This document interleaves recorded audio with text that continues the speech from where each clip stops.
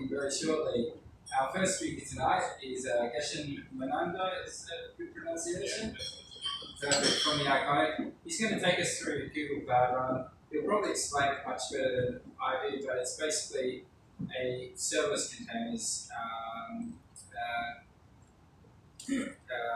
environment. So you can just put together a container, publish it, and it'll just kind of run without you really worrying about the infrastructure side of things. So I'll just invite Geshen up and take it away. Thank you so much. Cheers.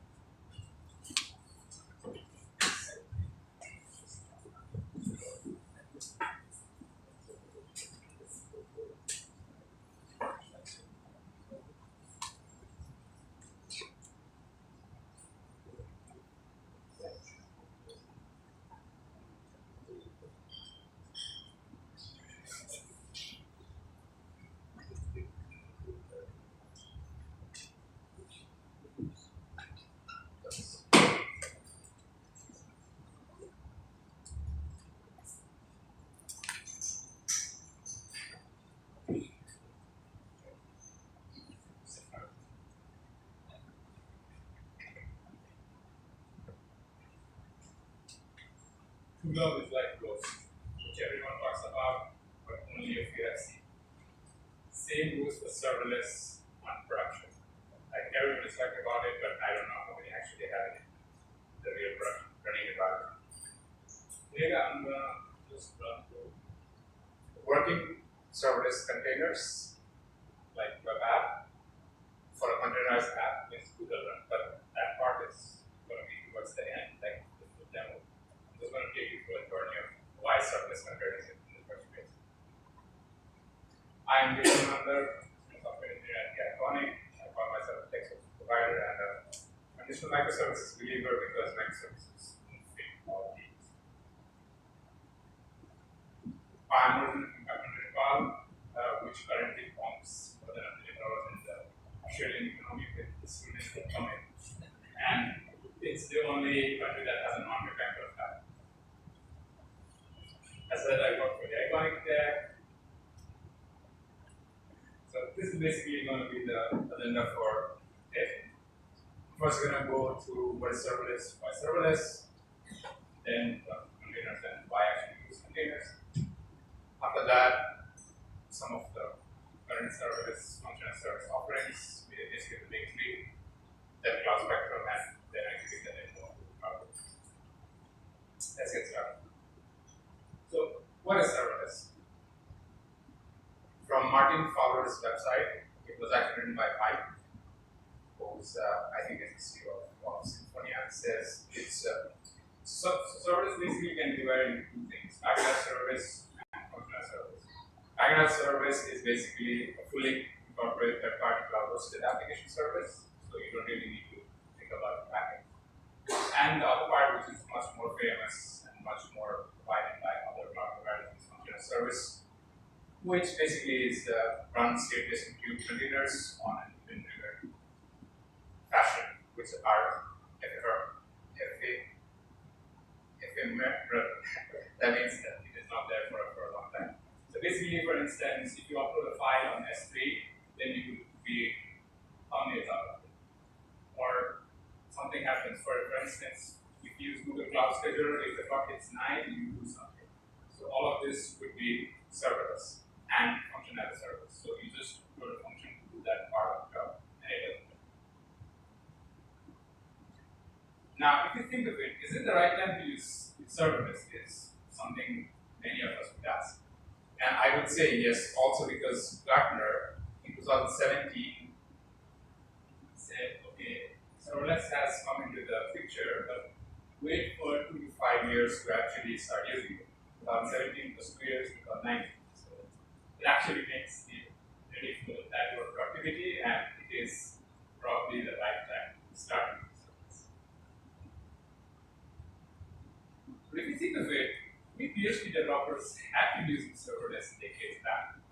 If you think of PHP FPM, all PHP processes must stack, so nothing is shared between processes. And we were terms of managing servers, PHP probably was ahead of the curve. Like even 10 years back, I could just throw my code to a server and it would run. I won't say it would be very well managed and scale everything, but it would still run. And yes, same goes. The execution model is still similar. You're not sharing different processes and things. It's dying, but it's not completely new. It was there since decades. So why is serverless? These, I think, are the main points of using serverless. One is server management doesn't become necessary. You can live without it. The other is precise pricing of it. You pay by invocations if your provider provides it by seconds that it runs. And it is inherently scalable. You don't need to think about load balancing. What if I get a lot of traffic? It basically is scaled on its own. You don't really need to put an effort to make it scale. Similarly, it goes for high availability. I think most serverless functional service guarantee 99.9% availability, even though code starts with something you want to think about, but yeah, generally it's highly available. And as its smaller functions divided into making of an app, like more functions coming into making of an app, the deployment becomes very easy. You just want to change this function and all these functions. That is possible. Most other providers already provide like a UI or let's say like an ID on the browser itself. You just go, you edit it, it will be done like that. There are other frameworks for instance serverless that you can actually do the own deployment process, but that's up to you how you want to deal with it. But deployments are very easy and fast. And the other thing is it is actually fast to reach to a working application UI from nothing. Let's say if you go the VM path or containers or Kubernetes path, it takes a lot of managing into servers or things. But here, get your stuff done, so it was. So on this platform, you get a URL and stuff. Yes, it all boils down to the main idea that you focus on your application code rather than the infrastructure. You basically leave the infrastructure to the experts who manage thousands or I don't know millions of machines, and you just focus on your application and how you want to build it. In case of serverless, I think these, of course, the big three that provide serverless function as service options. For instance, the Google Cloud function doesn't really support Ruby or TypeScript as of now.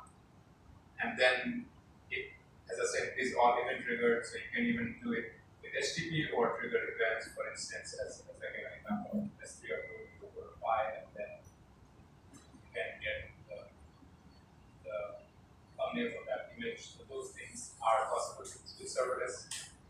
Some other things you might want to for is if your job is running too long, how long is the timeout?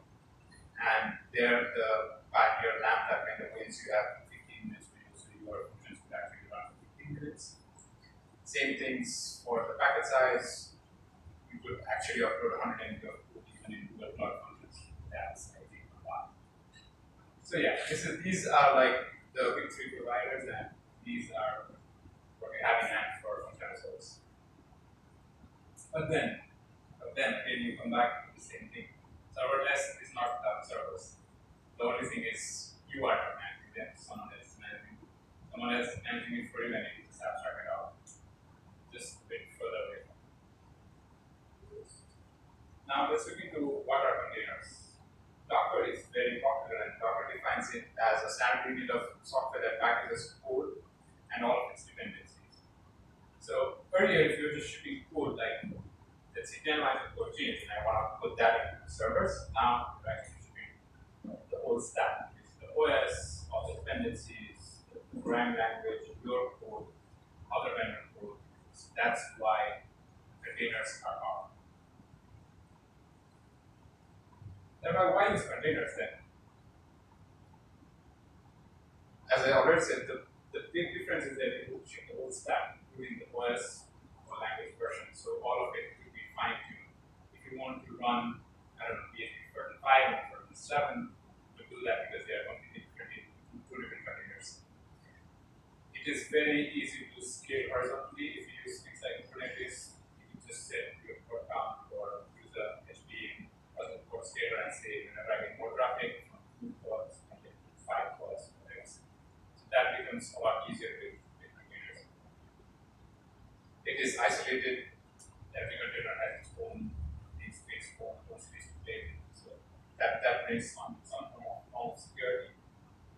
And it does have faster initialization and execution. Plus, with things like Kubernetes, you could actually plan a multi-cloud strategy and multi-cloud is possible, though it might have its own plus and minuses to some products, but it's impossible. Looking at the point, looking at it from a developer point of view, if you have, for example, Docker, someone could just on the first day do a Docker compose up and the whole thing is running. Like they can get a coffee and when the person is back, they could actually be productive on the first day. Let's go back to the background days. Someone had to actually get the virtual machine, try to get it running, and then, or even ahead, that we had to install all of the things that we needed. Probably 2 or 3 days, we were just installing stuff. We did not wait for it. But with Docker, as everything is as code, run 3 commands, we are all stacked there. And then it all boils down to you're just decreasing the distance between the dev and the ops. That's where the power of container lies. Yeah, nowadays the word SRE is pretty popular. That's cited as engineering, which would say like the next level of the ops, but it's something different. Anyways, I think I was just having this discussion 10 minutes back as well. So basically, there has always been a fight for containers versus serverless, and these two tribes don't really want to go along together.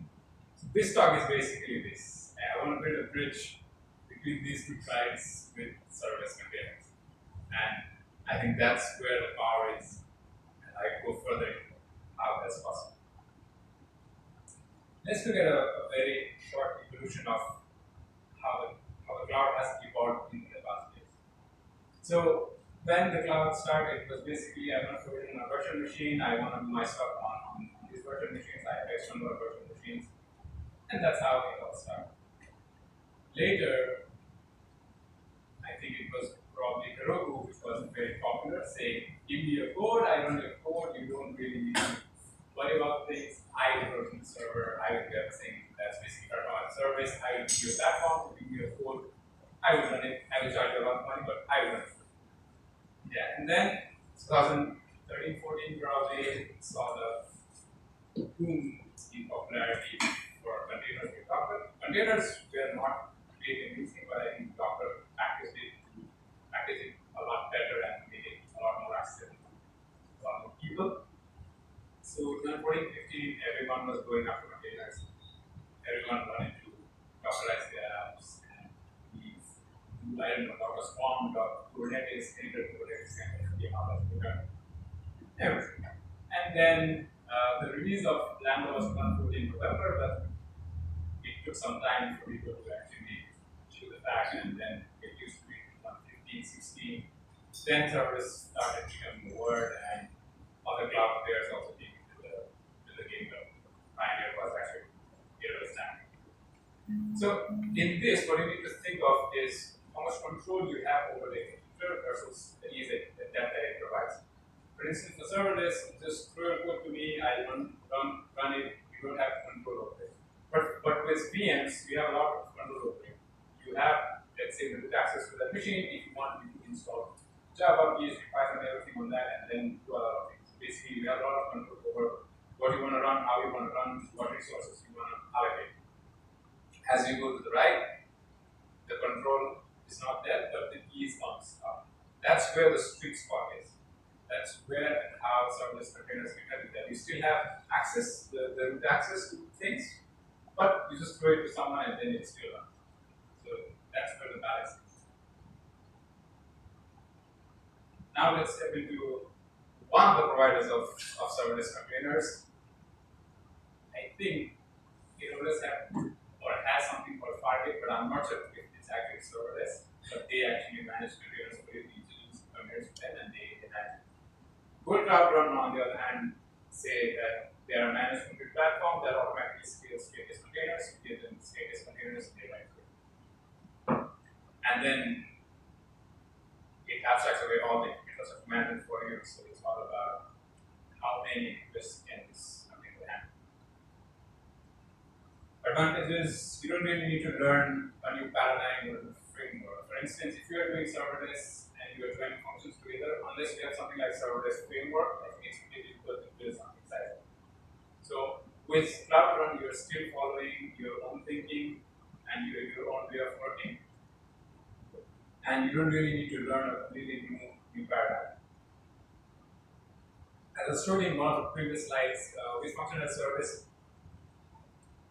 it is limited. Like, let's say if you want to run Rust, you can't really run on any of the big three or other providers. But with Cloud Run, as you are running a container, you can run on any language, any framework, any binary you want. So that's a very big advantage. We're not fixed by runtimes. It's not someone saying A, B, C, and D is available to you. You choose what you want, and then you run. The ground is open for you. Whatever you want to choose and run, it's possible because they are very used. And then it's fully managed serverless. Serverless, as long as you let people manage it. If you want to manage it on your own with KDB and KD, you can do that. But then I don't know how much serverless would it be because you are running your own Kubernetes cluster at the moment. And then it is very easy to get SPS URLs out of the box. You can even do custom domains on Google Cloud Run. I'll just show you one example. The other thing is all the goodness of Google Cloud toolset that you get. For instance, Cloud Build, Cloud Registry, so you can use all of it. Just plug in Google Cloud Run very simply. It's all in Google. And it's very easy to get from nothing to the working URL. And then it's serverless plus containers in place for the developer. You get both the ease of working as well as the control. I created the demo box that nothing breaks, and I'm still going to go to the Wi-Fi. I'm just going to show you a very simple application that's the currency API. You just give two currencies and a date, and it just gives the conversion rate for that date for that currency. So basically, it's that open source. Let's just go ahead.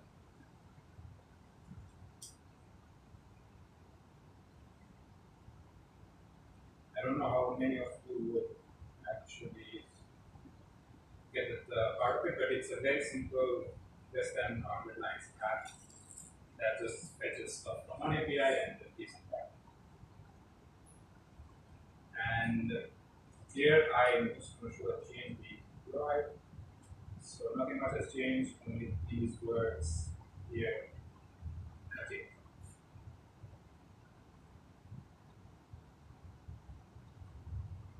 So let me start. Basically, I have an app which is Dockerized, and Google Cloud Run says that we need to expose this particular word, which is 8080. That's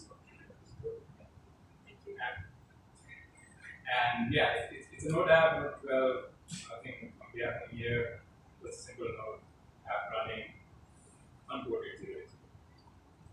Yeah. And I have already built the containers, so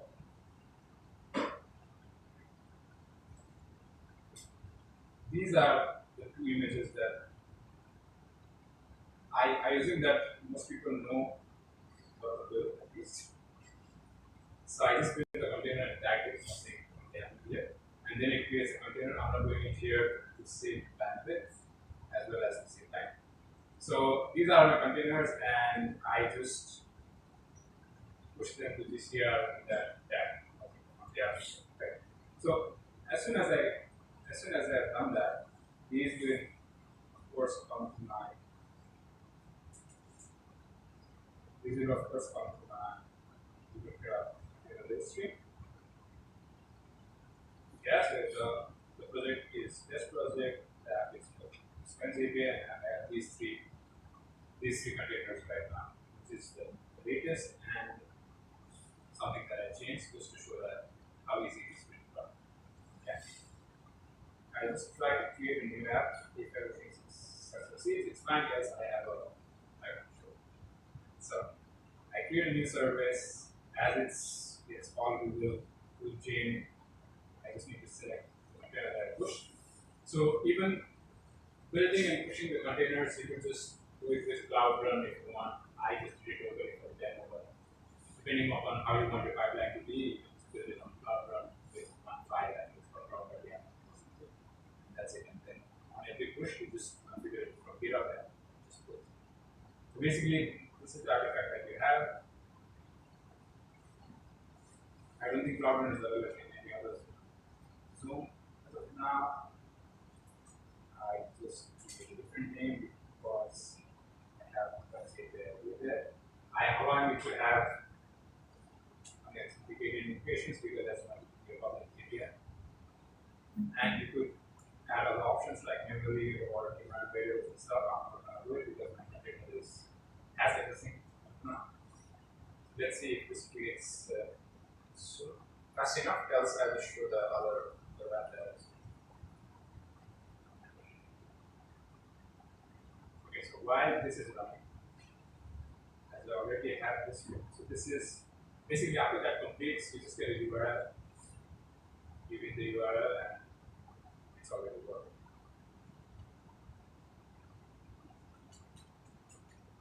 So yeah, this is the main page of the app. As it's a API, it just says give this URL and then get going. So I'm just waiting. It basically says from USD to AMU, today's rate is 1.433 something. Let's put that at February. It gets it. It gets it and it's big. So basically it's calling the API. It gets the particular rate, it saves it on the database as well as makes it back instead of parallel processing because that's possible. So meanwhile, let's see if the other app is created. Yes, that was fast. And the same thing, both of them are the same app, so they are going to have the same data. Yes, and that's how easy it is. I had code, I had a container, I just built it, pushed it, and deploying it with the UI was very easy. The other good thing of Google Cloud Run is you can actually map to a custom domain. This is my website. Of course, you have to verify a domain, and then the same app is available. The same app is available here as well. So custom domains are pretty like something that they provide. It's already there. If you want to just map it, just prove that you own the domain. Now, what if you want to deploy a new version? Yeah. So I'm just changing the home page. These words change from API Lite to API infrastructure. Nothing much change here. And I'm going to put that particular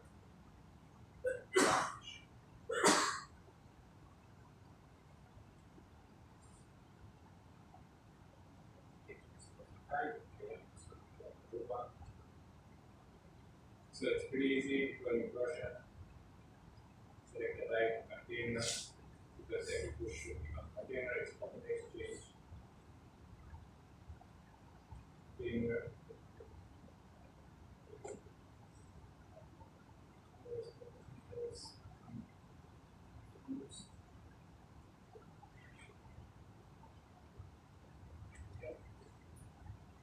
So deploying is very fast as well. This takes quick to deploy.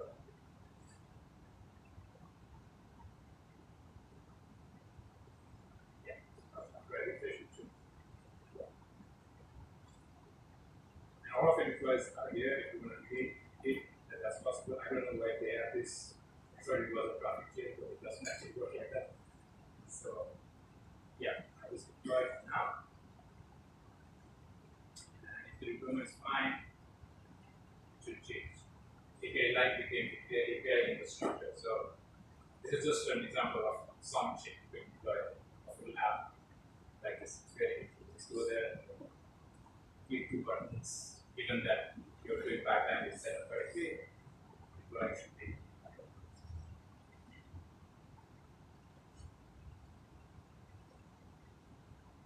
So after I tested out, I actually tested the Google Cloud Run for some friends of mine. They were doing a college project. We actually set up a full Codex container and then tried to deploy the app. But then one of them, the guy who was handling DevOps said, okay, I'm not going to do it anymore. Then he shut down the container. The whole Kubernetes cluster, and I was, okay, now how do I give this guy a make work? And that's when Google Cloud Google Cloud released at came around Meetup. And I was just going around with it. It was so easy because as we had already dockerized the app, all of the containers images were there. I just clicked 3 buttons and I can see a URL. I click URL and it worked. It was, okay, wow, this is good. That's how I came up with this stuff. But then after fiddling around with this, I wanted to do a comparison between how is Google Run different in terms of performance with Google Cloud Functions? Because that's what is already available. So what I did is the same currency app, I put it into a Google Cloud Functions, same app, nothing changed. Like I need to change 2 lines for it to be compatible as functions, but no logic change. And then same resources. The results were astounding. Because I don't know, like Cloud Run responded within 2000 milliseconds, around 2 seconds at the maximum, and then it went down. So what I did was I did 10 requests per second for 30 seconds with Vegeta. If you don't know Vegeta, you can check this. This is a very good tool to do performance testing and load testing like this. And for Cloud Functions, similar specs, same app.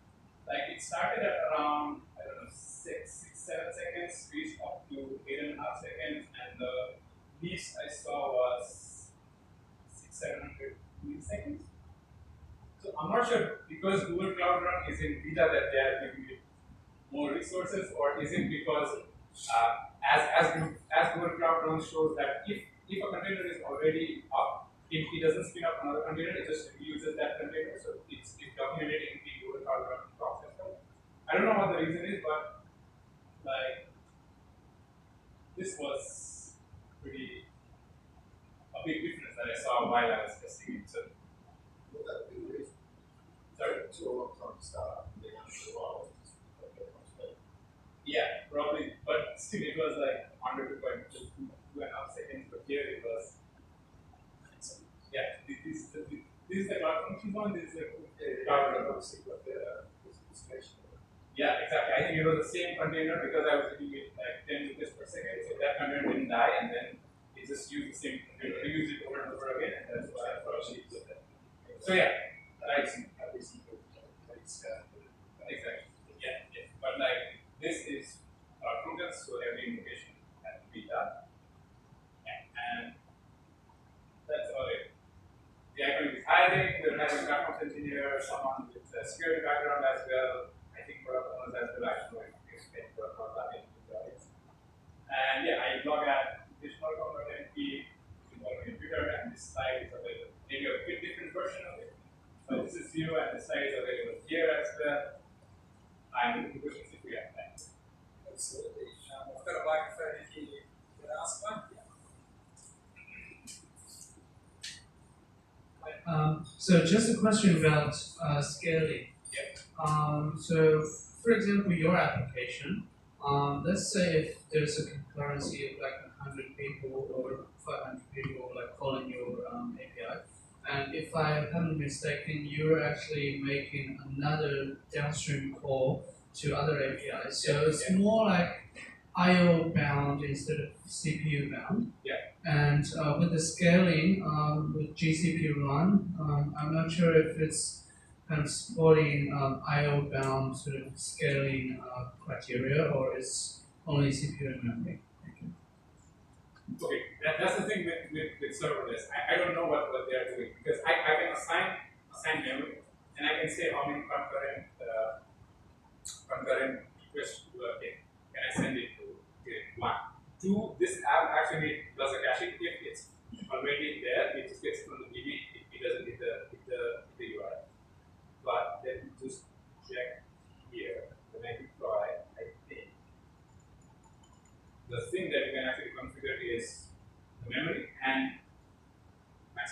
just for that container. So these are the only two things that it allows. Again, going back to the graph, you get the ease, but you don't have the control. So it does CPU and everything, it's all up to them how they want to handle it. So you can't scale it. Based on CPU, then probably you need to go to Kubernetes, native, and manage it on your own if you want to.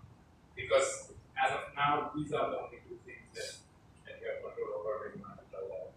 Can we do Kubernetes? Like Kubernetes has its own like custom metric and things like that, and you can scale up and down based on that. Is that possible with Cloud? With Cloud Run, fully managed GCP, I don't think so because these are the only two things available. It was just released in April. I don't know if they're adding it on now.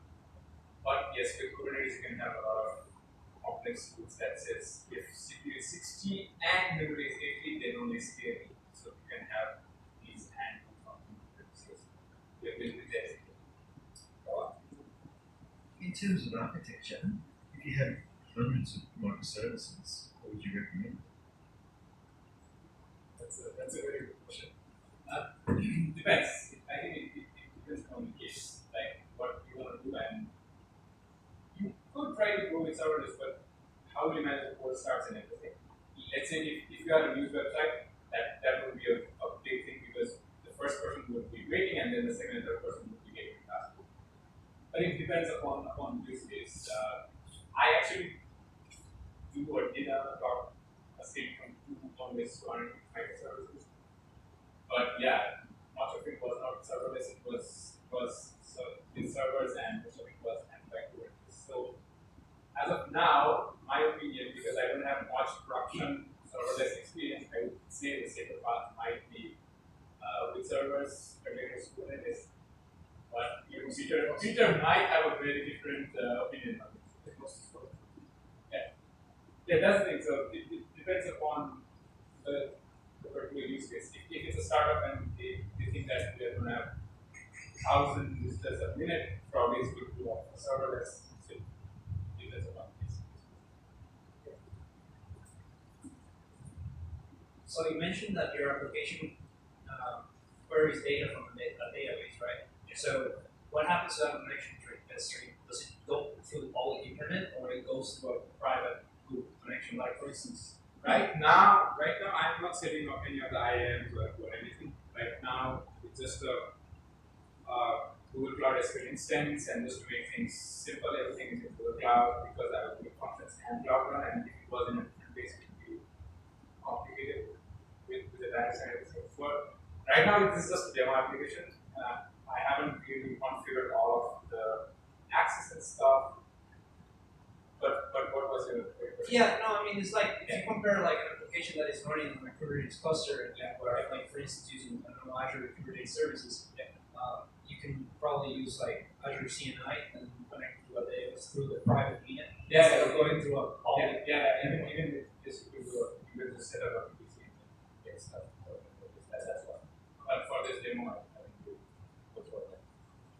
I was going to ask you a couple of the performance comparisons between Google Cloud Functions and Cloud Run.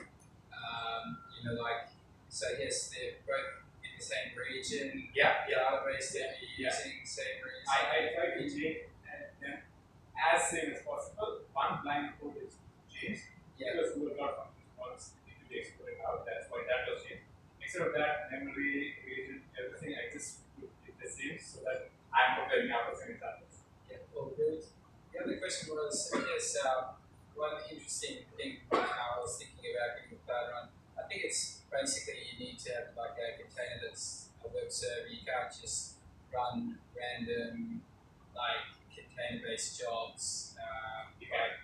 I was looking at the implementation of build itself, and one is what I did was I did unauthenticated. That's why it's public. You could actually do IAM and then try to figure that thing. Probably.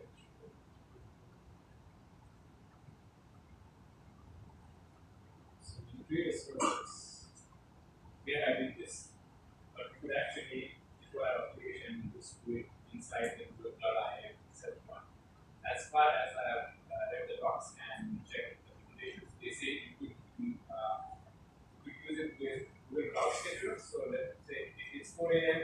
run something, you can do that.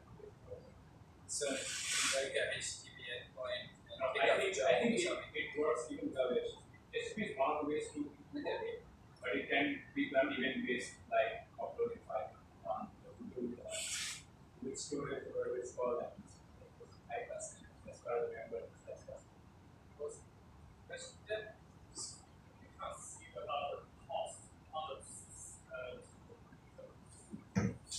Have you compared the cost of these two services on the same functionality and on a heavy load or light load?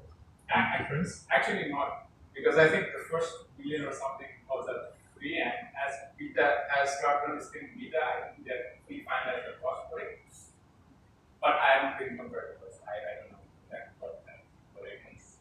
But that particular graph was just 300 requests, 10 requests per second for 30 seconds. And that's a very small data set to actually tell anything, but I just wanted to show something that I can just do directly. Last question. You could run whole web apps with containers, couldn't you? I mean, like, I know people doing it with functions as well, and they're actually having a function that has a web app, and it's got a CDN behind it, so all the data, most of the data gets cached in the CDN, and the function just calls another function on it to do something. Exactly. I think that's where Cloud Run has power, because if it's container, you need to think of function A, function B, and all of that. Because everything is inside your container, and you have the whole code base. You can use the framework you are very comfortable with. But if you are doing composite functions, joining functions, probably that's where you will need something like the serverless framework, where you actually do everything locally, then deploy. They get around the problem of long-running functions. So you got your container app that's running like web app servers, and then you have your functions kicking off functions like little functions, happening in a few seconds. Yeah, So you got the best architecture. exactly. I mean, I build web apps that do that. I have web apps and then when functions offshore, I just kick off your function. Yeah, that's fine. That's totally fine. Nowadays, like if you don't make your web apps stateless, it could be an issue. I don't know if you start saving sessions on devices or something, it is already a problem. And yeah, that's where containers, the stateless containers, makes it pretty easy to do. Yeah. Yes. It particularly stays stateless containers. Yeah, it particularly stays stateless. And functions like FAS is the same. You cannot share something with the function unless it's saved on a third party somewhere like S3 or other files.